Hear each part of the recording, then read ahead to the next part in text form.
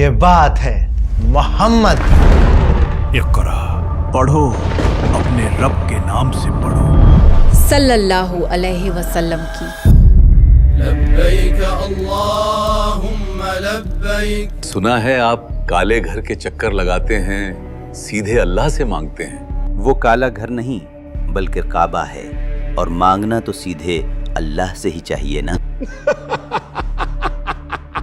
ہر بار جب سیرت النبی کی کتابوں کے پنے پلٹتا ہوں نا تو کچھ سوال میرے سامنے آ کر کھڑے ہو جاتے ہیں. مکہ ایک ایسی سنسان وادی تھی جسے اللہ نے اپنے رحم سے بسایا. ہم کعبہ کے محافظ ہیں، کسی میں ہمت نہیں کہ ہماری برابری کر سکے. مکہ کی سنسان وادی میں وہ دو لورز کون تھے جو کعبہ کے اندر گئے انسان بن کر، لیکن باہر نکلے پتھر بن کر. دیکھو انہیں، اللہ نے سچ مچ انہیں پتھر بنا دیا ہے. ہاں، ان لوگوں نے حد کر رکھی. مکہ والوں کا ایسا کون سا گناہ تھا جس نے زمزم کے پانی کو مکہ سے کئی 100 سالوں کے لیے غائب کر دیا؟ زمزم کے پانی کے بغیر یہاں رہنا مشکل ہوگا. میرے خیال میں ہمیں یہ جگہ چھوڑ دینی چاہیے. آج میں مکتوب احمد اور میں رمشا سلطان آپ کے سامنے کھولیں گے سیرت النبی کے وہ نایاب پنے جو اس دنیا کی غفلت میں ہمارے ہاتھ سے چھوٹ گئے.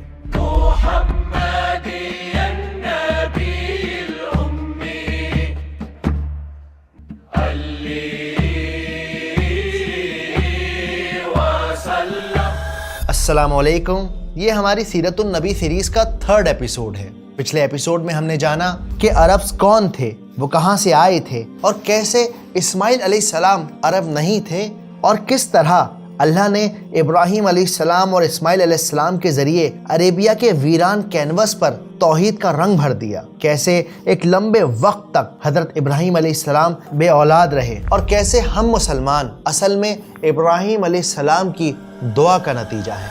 ہم ابراہیم علیہ السلام کی دعا ہیں وَإِذْ يَرْفَعُ إِبْرَاهِيمُ الْقَوَاعِدَ مِنَ الْبَيْتِ وَإِسْمَاعِيلُ. آج کے اس 3rd ایپیسوڈ میں میں اور آپ مل کر مکہ کا ہزاروں سال پرانا سفر طے کریں گے، جس میں ہم دیکھیں گے کہ کیسے مکہ کی لیڈرشپ ابراہیم علیہ السلام کی نسل کے ہاتھ سے نکل گئی. اس کے علاوہ ہم ان 2 عاشقوں کا حال دیکھیں گے جنہوں نے اللہ سبحانہ و تعالیٰ کے گھر بیت اللہ کو ناپاک کرنے کی کوشش کی. اور سب سے زیادہ امپورٹنٹ، کس طرح اللہ سبحانہ و تعالیٰ نے مکہ سے زمزم کے پانی کو غائب کر دیا اور کئی 100 سالوں تک مکہ پیاسا رہا.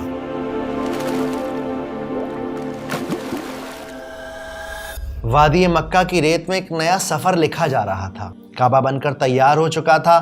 لوگ ایک اللہ کی عبادت کرنے لگے تھے. وہ ابراہیم علیہ السلام اور اسماعیل علیہ السلام کے بتائے طریقے سے اللہ کے گھر کا طواف کرتے. لبیک اللہم لبیک. پر ابھی بھی اس پورے علاقے میں جرہم قبیلے کے لوگ ہی رہا کرتے تھے. تقریباً 175 سال کی عمر میں ابراہیم علیہ السلام کا انتقال ہو گیا.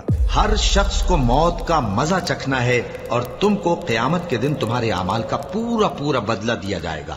اس کے بعد اسماعیل علیہ السلام نے کعبہ کی ذمہ داری سنبھالی، اور وہیں جرہم قبیلے کی ایک خاتون سے ان کا نکاح ہو گیا تھا. لوگ اسماعیل علیہ السلام کی باتیں سنتے، اللہ کی توحید پر رہتے، ان کے طریقے سے اپنے قبیلے کو چلاتے، اور گزرتے وقت کے ساتھ اللہ رب العزت نے اسماعیل علیہ السلام کو 12 بیٹوں سے نوازا. ان کے بڑے بیٹے کا نام نابت تھا، یا پھر کچھ کتابوں میں مینشن ہے نبیوت تھا. اور جب 137 سال کی عمر میں یعنی 137 ایئرز کی ایج میں اسماعیل علیہ السلام اس دنیا سے رخصت ہوئے، تب ان کے بڑے بیٹے نابت نے کعبہ کی ذمہ داری کو سنبھال لیا. نابت کے بعد ان کے چھوٹے بھائی قیدار نے اس ذمہ داری کو سنبھالا. اللہ کا شکر ہے کہ قیدار کو کعبہ کا محافظ چنا گیا ہے.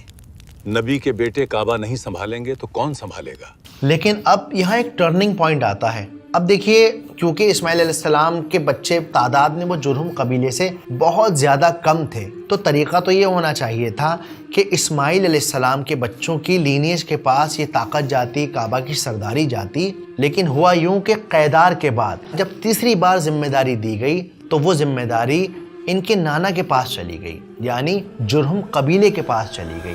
ان کے بعد ان کے نانا مزاز بن عمرو جرہمی نے زمام کار اپنے ہاتھ میں لے لی اور اس طرح مکہ کی سربراہی بنو جرہم کی طرف منتقل ہو گئی اور ایک عرصے تک انہی کے ہاتھ میں رہی۔ لیکن ابھی بھی کعبہ کا جو سارا کا سارا توحید کا سسٹم تھا، لوگوں کو دین سکھانا، کس طرح سے طواف کرتے ہیں، کس طرح سے ایک اللہ کی عبادت کرتے ہیں، کس طرح سے صفا اور مروہ کے ساتھ چکر لگائے جاتے ہیں، کہاں کنکریاں ماری جاتی ہیں شیطان کو، وہ پورا حج کا طریقہ اسماعیل علیہ السلام کی اولادیں ہی بتاتی تھیں، ان کی نسلیں ہی بتاتی تھیں۔ لیکن کعبہ سے ریلیٹڈ جتنے بھی فائنینشیل ڈیسیزن تھے، یعنی کعبہ میں پیسہ کہاں سے آئے گا، کہاں سے نہیں آئے گا، کعبہ میں کس طرح کے انتظامات ہوں گے، وہ سارے کے سارے فائنینشیل فیصلے جرہم قبیلہ اور ان کا ایک اور کزن قبیلہ تھا قاتورہ، یہ دونوں مل کر کیا کرتے۔ آپ کو نہیں لگتا کعبہ کی مالی ذمہ داریوں پر پیغمبر اسماعیل کی نسل کا بھی اختیار ہونا چاہیے؟ دیکھو شازیہ، سب کی مرضی یہی ہے کہ وہ اللہ والے لوگ ہیں، ان پر بوجھ ڈالنا ٹھیک نہیں۔ اس کے علاوہ میں نے سنا ہے قاتورہ قبیلے والے بھی یہاں بسنے آنے والے ہیں۔ ہاں سنا تو میں نے بھی ہے، اور ٹھیک بھی ہے۔ قاتورہ ہمارے اپنے ہیں، جرہم قبیلے کی طاقت ہی بڑھے گی ان کے آنے سے۔ تو ہوا یوں کہ جرہم قبیلہ زمزم کے پانی کے پاس آ کر بس گیا، تو انہوں نے اپنے رشتہ داروں کو بھی بلا لیا جو کہ اصل میں قاتورہ قبیلے کے نام سے یمن میں اونٹ چرانے کا کام کیا کرتے تھے۔ تو اب اس کعبہ کے پاس دو قبیلے بس گئے، پہلا قبیلہ جرہم قبیلہ، دوسرا قبیلہ قاتورہ قبیلہ۔ اب سوچنے والے یہ سوچیں گے کہ یہاں پر اسماعیل علیہ السلام بھی تو تھے، ان کا قبیلہ بھی بس تھا، لیکن قبیلے تعداد کی وجہ سے بستے ہیں، کوانٹٹی میں بسائے جاتے ہیں۔ ابراہیم علیہ السلام اور اسماعیل علیہ السلام کی نسلیں تعداد میں، گنتی میں بہت تھوڑی تھیں، تو وہ جرہم قبیلے کے ساتھ ہی رہتی رہیں اور اللہ کا کام، اللہ کا پیغام پہنچانے کا کام کرتی رہیں۔ اب یہاں نوٹ کرنے والی بہت امپورٹنٹ بات یہ ہے کہ اسماعیل علیہ السلام کی نسل سے کوئی نبی نہیں آیا۔ ان کے بیٹے ضرور کعبہ کے محافظ بنے، لیکن ان میں سے کوئی بھی اللہ کا نبی نہیں تھا، جبکہ اسماعیل علیہ السلام کے چھوٹے بھائی اسحاق علیہ السلام کی نسل سے نبوت کا سلسلہ چلتا رہا۔ جیسے اسحاق علیہ السلام کے بیٹے یعقوب علیہ السلام، پھر ان کے بیٹے یوسف علیہ السلام، لیکن اسماعیل علیہ السلام کی نسل سے یہ سلسلہ بالکل رک گیا، کوئی نبی نہیں آیا۔ قرآن مجید میں اسحاق علیہ السلام کی نسل سے چلنے والے سلسلے کو اللہ سبحانہ و تعالیٰ نے بنو اسرائیل کے نام سے مینشن کیا ہے۔ یا بنی اسرائیل اذکروا نعمتی التی انعمت علیکم، تو اے بنی اسرائیل، اے اسرائیل کی اولاد۔ اسرائیل سے مراد کیا ہے؟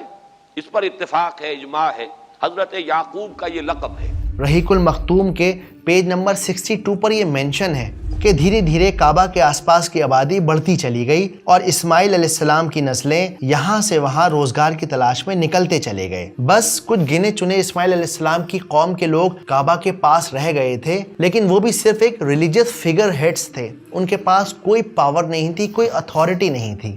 ساری کی ساری اتھارٹی صرف دو قبیلوں کے پاس تھی، اور وہ دو قبیلے کون تھے؟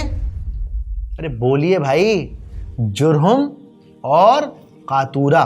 اب یہ دونوں قبیلے اپنے حساب سے کعبوں کو مینج کیا کرتے، اور اس طرح سے اسماعیل علیہ السلام کی نسل کے ہاتھوں سے وہ ساری پاور، کعبہ کی سرداری نکل کر جرہم اور قاتورہ قبیلے کے ہاتھ میں چلی گئی۔ اب بڑھتے ہیں اپنے اگلے سوال کی طرف کہ وہ کون سا خوشبو کا سفر تھا جس نے مکہ کو امیر کر دیا۔ ساتھیوں، سورج ڈھلنے والا ہے، ہم یہیں پڑاؤ ڈالیں گے۔ جی بہتر، لوبان اونٹوں سے اتار لو۔ رحیق المختوم کے پیج نمبر 64 پر مینشن ہے کہ قریب 2000 سالوں تک جرہم قبیلہ یہاں راج کرتا رہا، لیکن بہت سارے اسکالرز کا یہ ماننا ہے کہ یہ 2000 ایک آئیڈیا دینے کے لیے ایک فگریٹو نمبر ہے۔ اصل میں آپ یہ کہہ سکتے ہیں کہ کئی سو سالوں تک وہ یہاں راج کرتے رہے، اور ان کئی سو سالوں میں